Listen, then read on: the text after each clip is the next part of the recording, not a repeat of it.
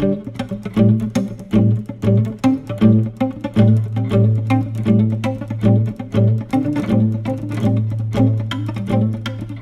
quero ler com os irmãos Levítico capítulo de número 6, o versículo de número 8 até o versículo de número 13. Levítico 6, de 8 até 13. Diz assim: Falou mais o Senhor a Moisés, dizendo: Dá ordem a Arão e a seus filhos, dizendo: Esta é a lei do holocausto. O holocausto será queimado sobre o altar toda a noite até amanhã, e o fogo do altar arderá nele.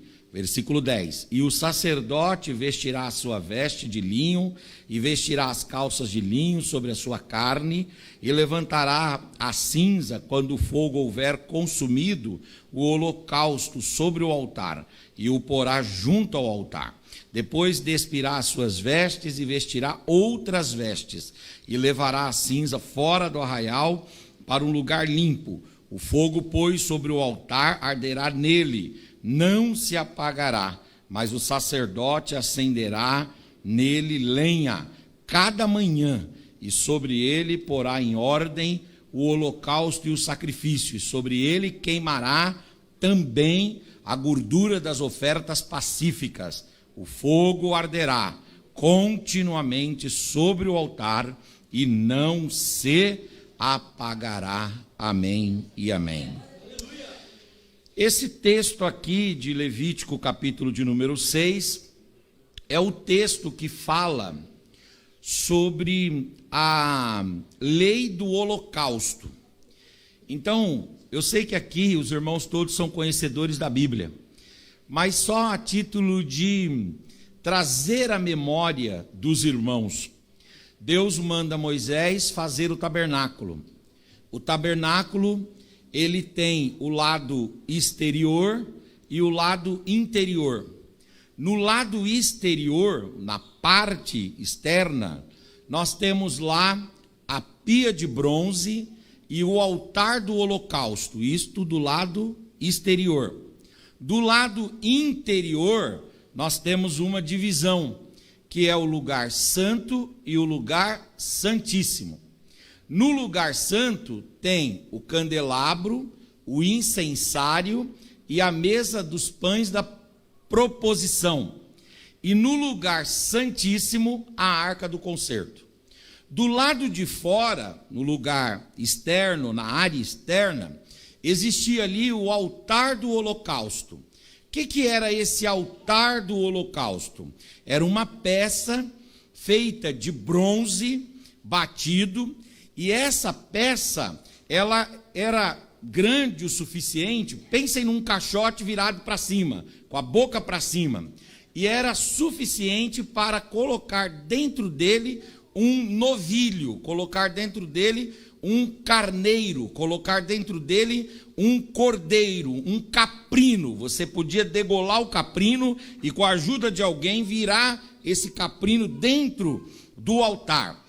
E ali, quando colocavam dentro do altar, Deus falou: olha, vocês devem colocar fogo. Então, como é que faziam para colocar fogo? Colocavam fogo embaixo, e colocavam fogo do lado, e colocavam fogo em cima, e queimavam aquela oferta. Imaginem que o animal ficava dentro daquela estrutura, daquele caixote, né? E dentro daquele caixote colocavam o animal e colocavam lenha em cima. Embaixo, lenha também. Dos lados, lenha. E colocavam fogo. E aí, quando o Senhor vai falar desse altar do holocausto, ele diz assim para Moisés: Moisés, esse altar do holocausto tem uma peculiaridade, tem uma especificidade. Qual que é? Você nunca vai deixar o fogo desse altar se apagar. Você vai manter o fogo nesse altar aceso constantemente. E aqui, quando chega em Levítico 6, do 8 até o 13, Deus vai dar a lei do holocausto e vai dizer: olha, você vai colocar lá o animal, vai colocar fogo, e você vai fazer isso 2 vezes por dia. Uma vez no comecinho da noite, por volta ali de 3 horas da tarde, vai ser chamado de o sacrifício da tardinha. e aquele animal que você colocar para ser oferecido ao Senhor, aquele fogo vai durar a noite toda. Quando for pela manhã, por volta das 9 horas da manhã, você vai acender o fogo de novo, e aí você vai tirar aquela cinza, vai tirar aquele restante de cinza que houver ali, vai limpar aquele lugar, vai deixar, é claro, sempre uma chama acesa, e vai colocar o animal de novo, colocar lenha, de modo que quem passar, os próprios judeus, mas principalmente Deus, quando olhar, vai ver que ali no altar o fogo está sempre aceso. E é interessante, irmãos, que quando Deus fala sobre esse fogo que deve permanecer aceso no altar do holocausto, Deus ele rememora um fato muito importante. Que fato é esse? Que quem acende esse fogo pela primeira vez, porque o Moisés preparou o tabernáculo, colocou o animal lá, e não foi Moisés, nem Arão, nem os levitas que acenderam o fogo do altar pela primeira vez, foi Deus que acendeu. Eu quero que você abra a sua Bíblia aí, em Levíticos, capítulo de número 9, versículo 28, diz assim, Levítico, capítulo de número 9, versículo de número 28. Olha o que diz esse texto aí, aliás, 23. Então entraram Moisés e Arão na tenda da congregação, depois saíram e abençoaram o povo, e a glória do Senhor apareceu a todo o povo. E o versículo 24 de Levítico 9, porque o fogo saiu de diante do Senhor, o fogo saiu do Senhor, e consumiu o holocausto e a gordura sobre o altar, o que vendo todo o povo jubilou e caiu sobre a sua face. Amém. Então Deus falou, esse fogo que está sobre o altar, quem acendeu fui eu que acendi esse fogo. E que dia que Deus acendeu? No dia da inauguração do tabernáculo. Naquele dia Deus falou, Moisés, eu quero fazer aqui uma coisa excepcional. O que é? Você coloca o animal lá, coloca as lenhas, mas não acende o fogo, porque o fogo originalmente virá das minhas mãos. Eu, o Senhor, derramarei fogo sobre aquele holocausto. Agora é interessante que Deus vai repetir isso no dia da inauguração do templo construído por Salomão, porque lá no templo de Salomão, Salomão também vai colocar no átrio exterior o altar do holocausto, e no altar do holocausto ali no templo de Salomão, também quem vai acender aquele fogo inicialmente não será Salomão, mas sim o Senhor. Abram aí. Eu sei que os irmãos não são desencorajados nem desanimados com a palavra. Segundo o livro das Crônicas, capítulo de número 7. Olha que interessante aqui, quando Deus mesmo, ele vai acender o fogo do altar do holocausto do templo de Salomão. Diz assim, segundo Crônicas 7:1, e acabando Salomão de orar, numa oração de dedicação do templo ao Senhor, desceu fogo do céu e consumiu o holocausto e os sacrifícios, e a glória do Senhor encheu toda aquela casa. Então Deus, ele diz, eu estou acendendo esse fogo não vem do homem, esse fogo não vem das obras, esse fogo não vem da igreja, esse fogo não vem dos movimentos, esse fogo vem de Deus. Deus é que está acendendo o fogo no altar do tabernáculo, e Deus é quem está acendendo o fogo no altar do templo de Salomão. E por que Deus pode acender esse fogo? Porque Deus, ele tem descrito na Bíblia, ele é descrito na Bíblia também como fogo. Deus é fogo consumidor. Quem falou isso aí? O escritor aos Hebreus vai falar disso lá no capítulo de número 10. Mas o escritor aos Hebreus, quando vai citar que Deus é fogo consumidor, lá em Hebreus 10, na verdade ele está citando Deuteronômio 4:24. Por favor, abram as vossas Bíblias aí, em Deuteronômio capítulo de número 4, o versículo de número 24. Aqui nós temos uma palavra direta dizendo que Deus é fogo. Olha o que diz, Deuteronômio 4, 24. Porque o Senhor teu Deus é um fogo que consome. Sim, o nosso Deus é um Deus zeloso. Agora, olha que interessante, Deus diz: eu acendi o fogo no tabernáculo, eu acendi o fogo no templo. E por que eu acendi o fogo? Porque o fogo tem a ver com a minha presença, tem a ver com a minha glória, tem a ver com a minha unção, tem a ver com o meu poder, tem a ver com a pessoa andar na presença de Deus. Então Deus acendeu esse fogo. Agora Deus vai dar uma missão para o sacerdote e diz: bom, eu acendi o fogo, não acendi? Agora é seu papel, é sua responsabilidade manter esse fogo aceso. Deus acende o fogo, Deus quem nos incendeia, Deus quem nos torna fervorosos, mas somos nós que com nossas contribuições e ações mantemos essa chama acesa. Olha Deus mandando o sacerdote manter o fogo aceso em Levítico 6, 13, que é um texto que é muito conhecido. E então, sacerdote, já que eu acendi o fogo, já que esse fogo é símbolo da minha presença, porque eu sou fogo consumidor, então o fogo deverá arder continuamente sobre o altar, e esse fogo não se apagará. Aleluias, glória a Deus, aleluias, glória a Deus. Deus também acendeu em nós o fogo da sua presença. Deus acendeu em nós a chama da sua glória. Deus revelou a nós o seu poder, a sua graça e a sua misericórdia. E aí, irmãos, agora Ele dá para cada um aqui a responsabilidade de manter essa chama acesa, esse fogo aceso, essa tocha viva para a glória do Senhor. Aleluias, glória a Deus. É muito interessante, porque o Senhor, Ele, quando nós vamos olhar para o Novo Testamento, o Senhor, Ele acende esse fogo, agora no coração do seu povo. Ele acende esse fogo não mais lá no altar, no tabernáculo, ou lá no altar, no templo de Salomão, ou aqui na igreja, não. Deus agora continua acendendo fogo, mas Ele acende o fogo no nosso coração, Ele acende o fogo na nossa alma, Ele acende o fogo na nossa mente.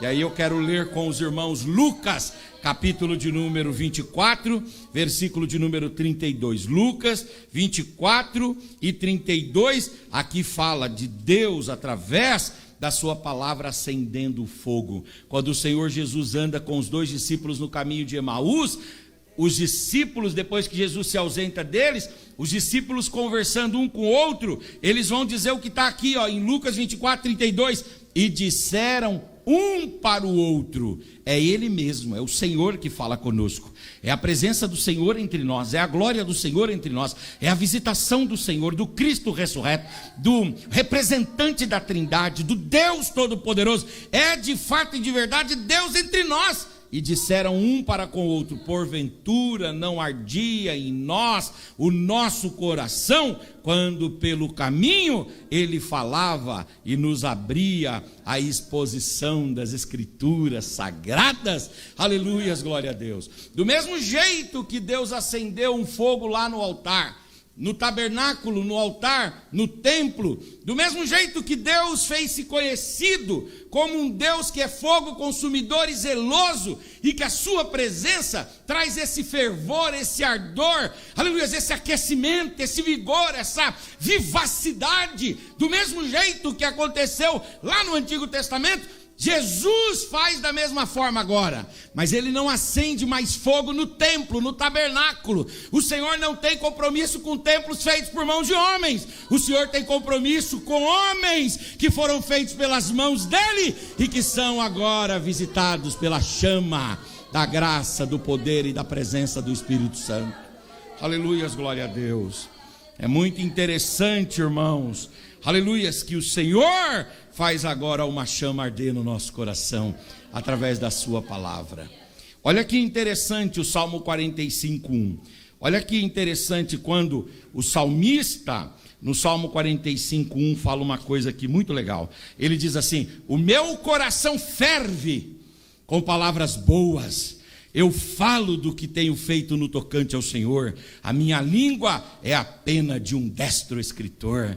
Ele diz: eu tenho uma experiência com Deus, que é uma experiência tremenda. E quando eu começo a falar as palavras de Deus, o Evangelho, a mensagem de Deus, quando eu começo a falar de Deus, eu sinto que uma chama, aleluia, arde no meu interior, aleluia, um calor toma conta de mim. E isso não é uma hipotermia, não é uma potencialidade do aquecimento ou superaquecimento do corpo, não. Isso vem da alma, isso vem do coração. Uma chama é acesa no meu interior quando eu falo a palavra de Deus.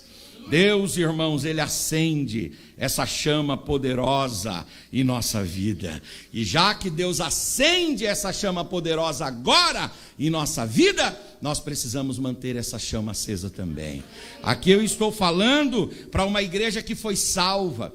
Aqui eu estou falando para uma igreja que foi redimida. Os irmãos conhecem o Evangelho, os irmãos já foram batizados em águas, os irmãos já estão inclusos no hall de membros da igreja, os irmãos já estão tendo uma vida funcional no reino. Os irmãos não são aspirantes e nem simpatizantes do Evangelho, não. Os irmãos já foram queimados pelo fogo da glória de Deus, da presença de Deus, do novo nascimento, do sacrifício de Cristo dentro de cada um. Os irmãos já estão dentro desse fogo. E agora precisam fazer o que? Manter esse fogo. É muito interessante quando o apóstolo São Paulo vai tomar esse assunto e ele vai falar sobre isso. 1 Tessalonicenses, capítulo 5, versículo 19. Olha o que Paulo vai falar quando ele escreve aos irmãos de Tessalônica. Aqui tem um conselho tremendo de Paulo, quando ele vai dizer, primeiro aos Tessalonicenses 5, 19, ele vai dizer: não apagueis o Espírito Santo. Paulo diz assim: Deus, Ele acendeu o fogo, Jesus acendeu o fogo, e o Espírito Santo também acendeu o fogo, e você não pode apagar. Você não pode ser um bombeiro, aleluia, que apaga o fogo do Espírito, a alegria do Espírito, a paz do Espírito, o ânimo do Espírito, a vida do Espírito, a salvação do Espírito, a transformação do Espírito, a regeneração do Espírito. Não! Você não pode, não apagueis o Espírito. Eu gosto muito dessa versão aqui, quando a Arque diz assim: não extingais o Espírito. Você não deve trabalhar em oposição ao Espírito Santo. Você não deve fazer coisas para ir entristecendo, desmotivando o Espírito Santo a ponto dele ficar apagado em você, dele ficar neblinado em você. Não, senhores, nós não podemos apagar o Espírito. É possível sim, irmãos, apagar esse fogo. É possível sim nós sermos negligentes e deixar que simplesmente essa chama se esvaia e esse fogo feneça. Mas o Senhor nos conclama aqui para não deixar esse fogo apagar. Não deixe esse fogo, não apague o Espírito Santo de Deus da vida de vocês. Não façam isso, aleluias.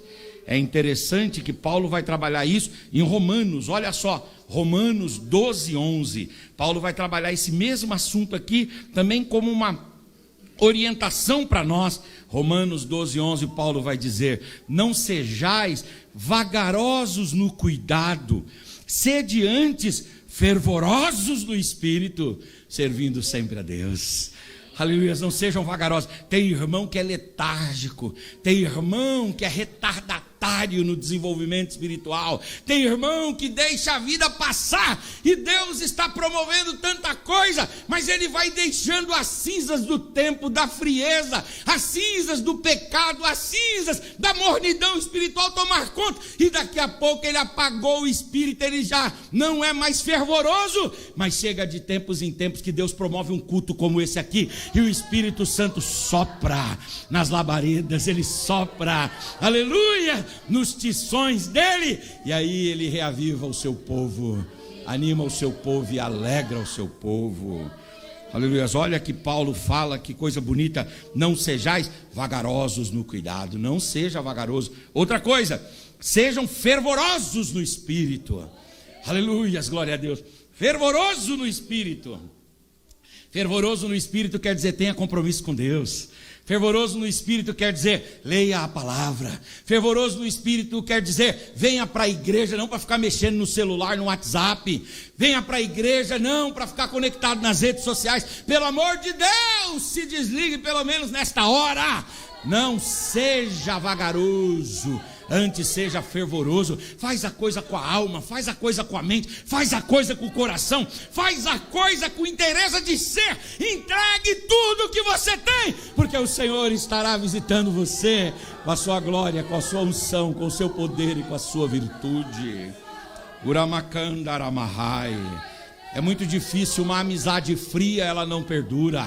Aleluia, uma relação conjugal fria não perdura. Uma vida profissional fria não perdura. Um ministério frio não perdura. Mas quando Deus nos acende, nos anima, nos aviva, e a gente reage a essas provocações de Deus, dizendo: Senhor, eu não vou ser letárgico, eu não vou ser mórbido, eu não vou ser inerte, eu não vou ser paralisado, eu vou ser fervoroso na sua presença. O Espírito de Deus sopra sobre nós. Aleluias, glória a Deus, aleluias, glória a Deus, aleluias, glória a Deus, aleluias, glória a Deus, aleluias, glória a Deus, aleluias, glória a Deus. Não sejamos vagarosos, mas sejamos fervorosos no Espírito. Aleluias, glória a Deus, aleluias, glória a Deus, aleluias. É necessário que nós tenhamos cuidado para o fogo não apagar, porque o fogo pode apagar. E sabe o que pode acontecer conosco? Aquilo que aconteceu com a igreja de Laodiceia, quando o Senhor fala assim: você não é nem quente e nem frio, você é o quê? Você é morno. E esse estado de mornidão é um estado que provoca repulsa em Deus. E a repulsa que isso provoca em Deus é tão acentuada que o Senhor diz: vomitar-te-ei da minha boca. Aleluias, glória a Deus. A pior coisa que tem são pessoas mornas. Aleluias, pessoas que tanto faz, pessoas que não estão nem aí para nada, pessoas que nada lhe tocam, nada lhe sensibilizam, nada, sabe, mexe com elas. O Senhor fala: tome cuidado, porque é possível que você se torne uma pessoa morna. O que seria um crente morno, hein, irmãos? Um crente morno é um crente religioso. Um crente morno é um crente que segue até as doutrinas do ministério. Um crente morno é um crente puramente farisaico. Um crente morno é um sujeito, é uma moça, é um irmão, é uma irmã que vem para a igreja para olhar os defeitos, vem para a igreja para criticar. É uma pessoa que aqui na igreja tem uma característica, lá no mundo tem outra totalmente diferente. Tem uma anomalia entre o que ele diz ser e o que ele é de verdade. Isso é crente morno. E o Senhor está dizendo: não sejam mornos. Tomem cuidado para não cair na valeta, para não cair, aleluias, na rotura da mornidão.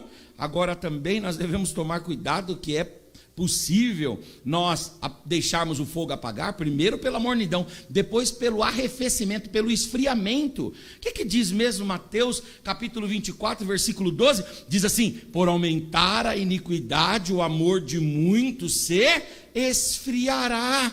E esse esfriamento do amor tem a ver um esfriamento do amor para com Deus. A pessoa já não sente mais a alegria do Espírito Santo, a graça de Deus, já não louva a Deus com interesse de ser. A pessoa já não vem para a igreja com tanto contentamento e com tanta alegria. Ela vai deixando os cuidados dessa vida, os pecados desse mundo tomar conta, e daqui a pouco ela esfriou, aleluias, no amor. Por causa do aumento da iniquidade, o amor de muitos se esfriará, diz o Senhor. Mas aqui não, no nosso coração não. Nosso coração será fervoroso para a glória do Senhor, aleluias. E é claro, né, quando nós temos o fogo apagando, nós temos também aqui uma outra coisa, que é a paralisação. Porque é interessante que tem uma característica no fogo, que é o movimento. Você já percebeu que o fogo tem movimento? Você não consegue trazer para o fogo uma uma paralisação, uma inércia. No fogo tem movimento, porque um dos elementos do fogo não é o oxigênio? Não é isso? Se você tira o oxigênio do fogo, você cessa a atividade do oxigênio ali e você cessa o fogo. Então, quando o crente está parado, né, começa a parar, você pode ver, quando ele começa dando indícios de que ele está frio espiritualmente, ele começa a parar. Ele para de trabalhar, né, aí ele para de vir na igreja, ele para disso, para daquilo. Quando você vê, e ele fala: não, eu posso servir a Deus em casa. Pode mesmo, aliás, se serve muito mais a Deus em casa do que aqui na igreja. Mas há um termômetro da nossa vida espiritual, é o quanto congregamos e o quanto nos agremiamos com os nossos irmãos. Quando nós demonstramos que já não queremos mais nos agremiar, isso tem lá no fundo um efeito, um diagnóstico, melhor dizendo, uma demonstração de que ali o que está acontecendo não é nada mais naquela paralisia do que o esfriamento, do que a mornidão, do que o fogo se apagando. Aleluias. Um dia eu fui líder de jovens lá em Barueri, muitos anos, 4 anos, né? Fiquei na liderança dos jovens lá. E eu me lembro, quando o jovem começava a faltar no culto, podia ter certeza, pode ter certeza. Não, mas eu não posso servir a Deus em casa, pastor. Você pode servir a Deus onde você quiser.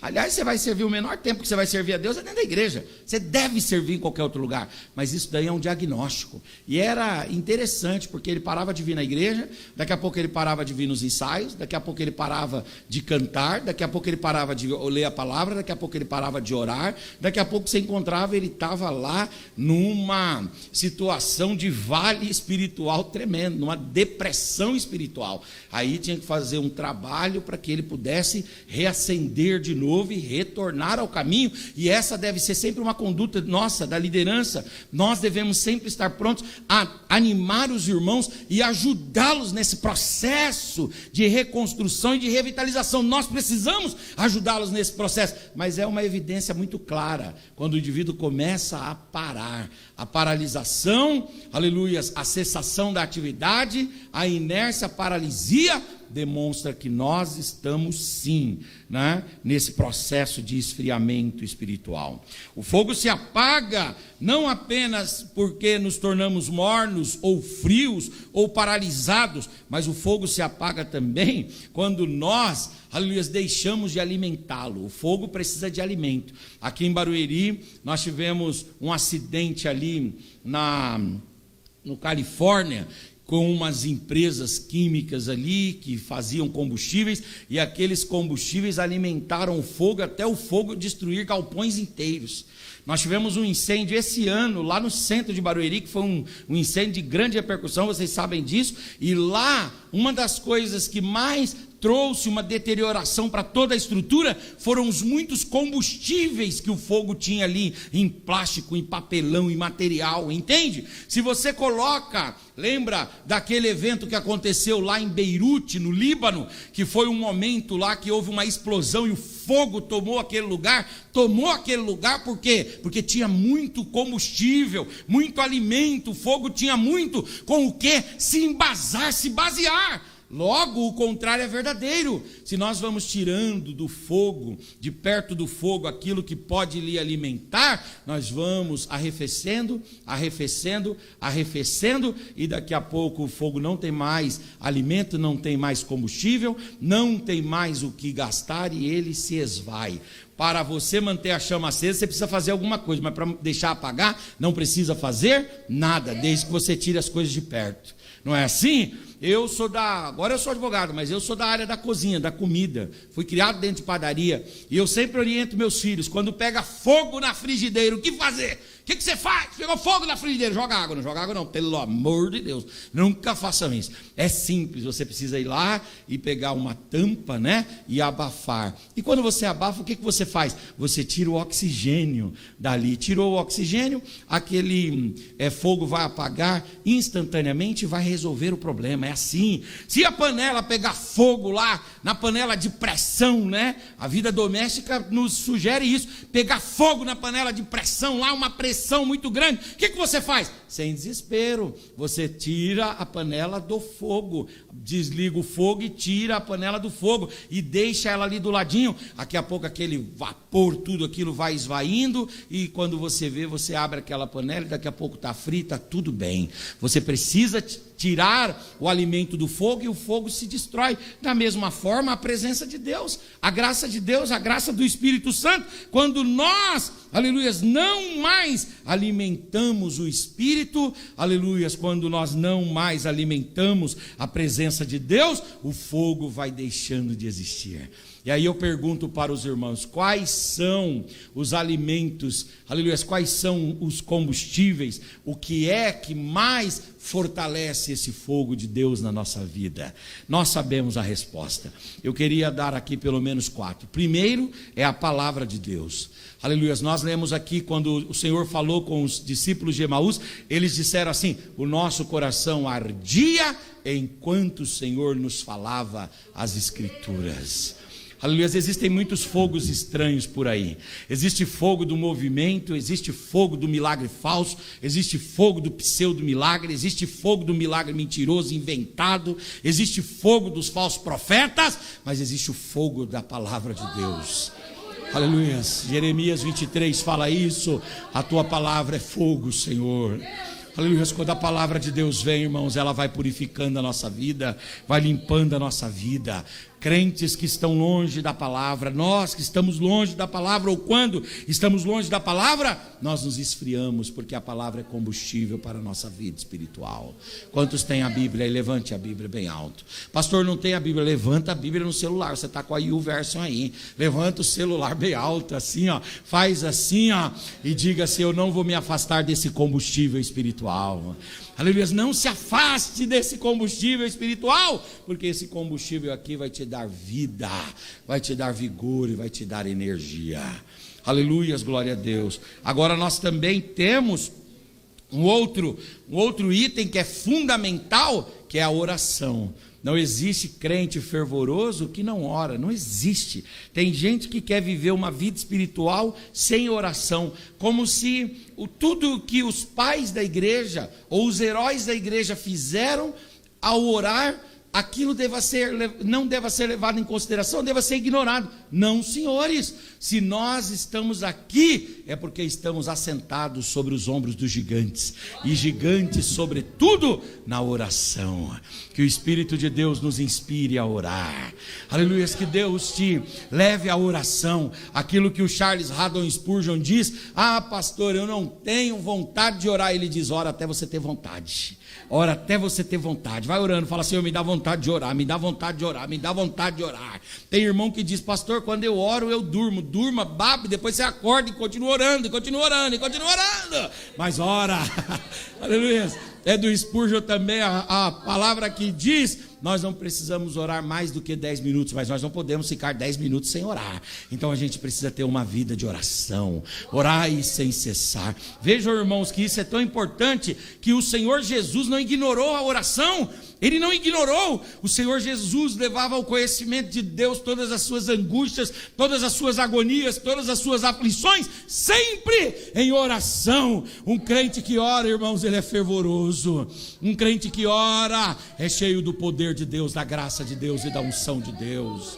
Aleluias, glória a Deus, aleluias. Eu tenho uma esposa que é psicóloga, e eu entendo que todas as ciências são ciências de Deus, que a teologia, ela é a rainha das ciências, e não há nenhuma ciência que deva ser ignorada, nenhuma. Todas as ciências são boas ciências. Aliás, o apóstolo São Paulo, escrevendo aos irmãos de Tessalônica, ele diz assim: examinai tudo e retende sempre o bem. Há um bem em todas as coisas, então retende o bem. Se você percebe uma coisa e vê que há algo de bom ali, retém aquilo. Isso é bom para você, isso te ajuda a evoluir, progredir, crescer, se emancipar. Isso ajuda-nos também, nos edifica.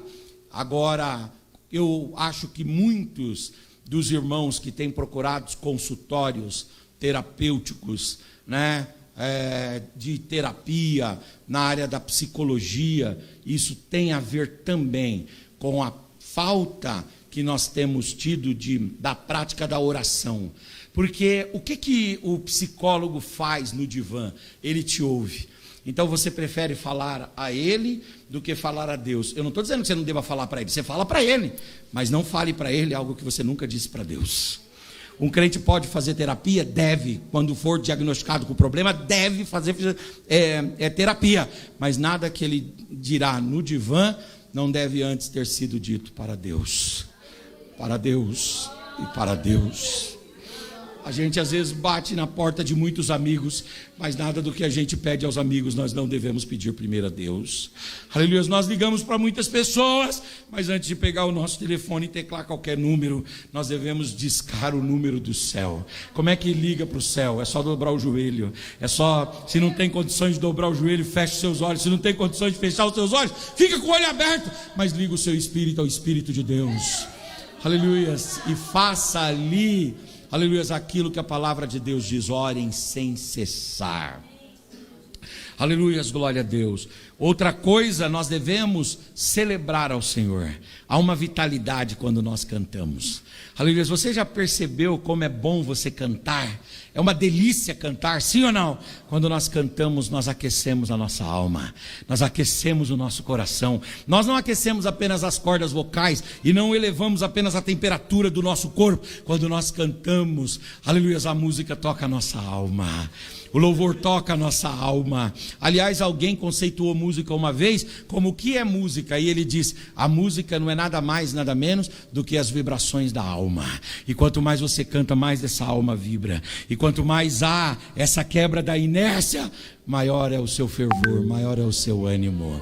Então canta com vida, ó crente, porque doce será para você cantar. Levante a sua mão por gentileza. Se você ainda não abriu a sua boca e não deu uma palavra afetuosa para Deus, dê uma palavra de adoração. Diga que Ele é lindo, diga que Ele é maravilhoso, diga que Ele é glorioso, diga que você tem prazer de sentir a sua presença, a sua graça, a sua unção. Diga que Ele lhe completa, diga que Ele lhe refaz, diga que Ele lhe reconstrói, diga que Ele te orienta, diga que Ele te guia, diga que Ele traz todas as respostas. Diga para o Senhor que Ele te é a segurança que você precisa para viver dia a dia nessa vida.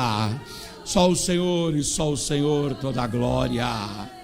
Uramanarakandharamahai, Urabandakandharamahai. Quando nós adoramos, quando nós glorificamos, nós somos aquecidos pelo Senhor. Aleluias. Uma outra coisa, quando nós, aleluias, glória a Deus, quando nós cultuamos ao Senhor, e cultuamos não no sentido de não no sentido apenas da adoração, mas cultuamos no sentido da palavra para liturgia, tanto no hebraico quanto no grego, né? A palavra culto, a palavra liturgia, tanto no hebraico quanto no grego, é a palavra que tem a ver com serviço, né? Aliás, eu não conheço de inglês, mas culto em inglês tem a ver com serviço, tem a ver com trabalhar, tem a ver com laborar, tem a ver com o lavor, tem a ver com o labor, tem a ver com o esforço. Quando é que eu cultuo ao Senhor? Aqui nós estamos num lugar de celebração, sim ou não? Mas a gente cultua o Senhor quando trabalha para o Senhor. Aleluia, você precisa ser produtivo no reino de Deus. Aleluia, como é que a gente faz para ter esse avivamento do Senhor, esse fogo aceso? Nós precisamos trabalhar, fazer alguma coisa no reino de Deus. Deus chamou você para produzir. Deuteronômio 16:16 diz assim: todo aquele que chegar perto do Senhor não chegará diante do Senhor de mãos vazias. Nós não podemos chegar de mãos vazias. Tem um hino da harpa que diz: posso tendo as mãos vazias, quando com o Senhor me encontrar, quantas almas poderia a Ele apresentar? O Senhor não quer ver você de mãos vazias, o Senhor quer ver você de mãos cheias, produzindo para o reino. E cada um produz de uma forma. Um produz cantando, o outro pregando, o outro tocando, o outro visitando, o outro dizimando, o outro atuando na ação social, o outro ajudando no apoio da igreja. Não importa, o que importa é que você faça alguma coisa no reino de Deus. Alguém vai e diz assim: pastor, eu não tenho chamada. Eu digo para você que esse pensamento é um pensamento equivocado, precisa ser ajustado, precisa ser alinhado. Por quê? Porque na verdade, quando nós pensamos em chamado na Bíblia, nós percebemos que todos nós fomos chamados. Todos fomos chamados. Fomos chamados para a salvação e fomos chamados para o serviço, de modo que todos aqui podem fazer alguma coisa. Agora, é claro, quando nós estamos desenvolvendo o nosso chamado, que é geral, né? Que é genérico, que é para todos, nós vamos percebendo a nossa vocação. E aí, a vocação é o afinamento do chamado. Nós já cumprimos o chamado, porque nós já fazemos alguma coisa, chamado para servir, nós já servimos de alguma forma, nós já somos funcionais, nós já prestamos esse culto, essa liturgia no sentido de serviço, nós já prestamos isso. Mas aí, conforme a gente está prestando esse serviço, nós percebemos o nosso coração inclinando para alguma coisa. Eu me lembro que quando eu entrei na igreja, a primeira coisa que eu vi foi o púlpito, e foi um sujeito falando no púlpito, e eu senti o desejo, aleluias, de falar no púlpito e de falar à igreja. Eu senti o desejo de falar no púlpito, mas tem irmão que não é assim. Tem irmão que entra aqui na igreja e fala: poxa vida, se o pastor me desse a oportunidade, eu dava uma pintada nessas paredes aqui, eu trocava aquele negócio. É a vocação dele. Tem outro que já não olha nem para o microfone aqui no púlpito, não quer nem saber, ele nem gosta muito de ficar ouvindo a pregação. Ele gosta dos instrumentos, não estou falando dos músicos não, hein, que não gosta da pregação não, mas estou falando a respeito dessa vocação. Ele gosta dele é instrumento. Você já reparou que o músico, quando você está pregando, ele está sempre lá fazendo um barulho. Essa semana foi engraçado, porque eu fui pregar num lugar, aí tinha uma sanfona, sabe? E eu gosto da igreja assim mesmo, me ouvindo, né? Aí o irmão pegou e ele começou a tocar lá, e ele tá tocando, coitadinho, baixinho, mas a sanfona tá tomando lugar. Aí eu falei pro irmão, irmão, vai lá devagarzinho, fala para ele com muito carinho: o pastor não gosta desse som aí. Aí ele: tá bom. Ele ficou parado um tempo, depois ele pegou, ficou paradinho, mas ele tremia assim, né? Mas é a vocação, entende o que eu estou dizendo? É a vocação. O outro irmão já quer visitar, o outro irmão já quer ir para o hospital. Não importa qual é a sua vocação, o que importa é que você precisa produzir no reino de Deus. Deus quer que você produza no reino dele. Deus quer que você trabalhe no reino dele. E se você trabalhar, você nunca vai deixar essa chama se apagar.